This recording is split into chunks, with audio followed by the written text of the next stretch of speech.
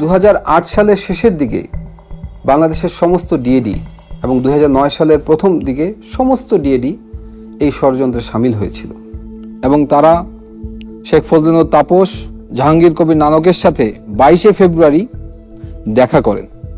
এর পূর্বে বিডিআরের একটি গ্রুপ আওয়ামী লীগের শেখ সেলিমের বাসায় দেখা করে, যার নেতৃত্ব দেন ডিএডি হাবিব।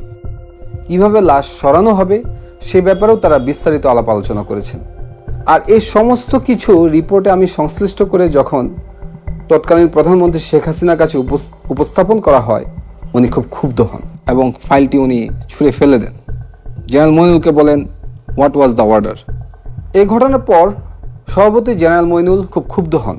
উনি আমাকে সরাসরি মনিরুল ইসলাম এবং আবুল কাহার আকন্দের রিপোর্টকে ফলো করতে বলেন এবং আমাকে 5 দিন সময় দেন।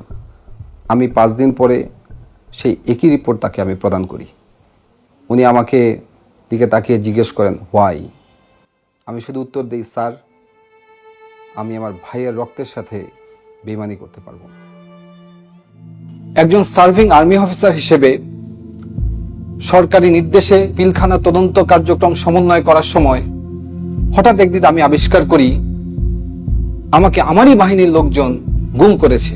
তারা আমাকে নিয়ে যায় ডিজিএফআইতে এবং সেখানে আমাকে তাদের কাস্টডিতে এবং আয়নাঘরের বন্দী হিসেবে 361 দিন গুম করে রাখে।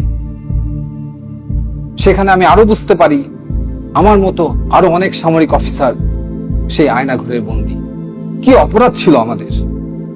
পিলখানার এই নির্মম হত্যাকাণ্ডের পিছনে যে রাজনৈতিক ব্যক্তিবর্গ ছিল, তাদের মুখোশ উন্মোচন করাই ছিল আমার অপরাধ? সত্যকে উদ্ঘাটন করাই কি ছিল আমার অপরাধ? জাতির কাছে আমি আজকে এই একটি প্রশ্ন করে যেতে চাই।